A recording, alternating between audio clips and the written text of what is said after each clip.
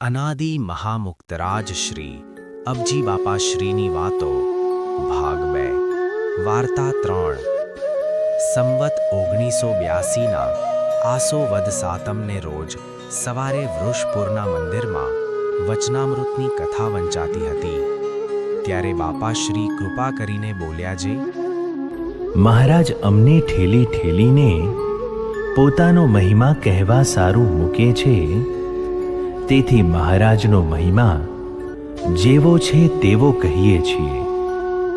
પણ એ મહિમાની વાતો કેટલાક સમજી શકતા નથી, તેથી સંશય કરે છે જે તમે આમ કેમ કહો છો?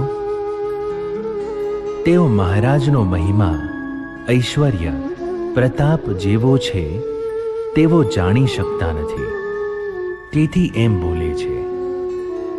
આગળ પણ જેને સંશય થતા તે માનતા નહીં,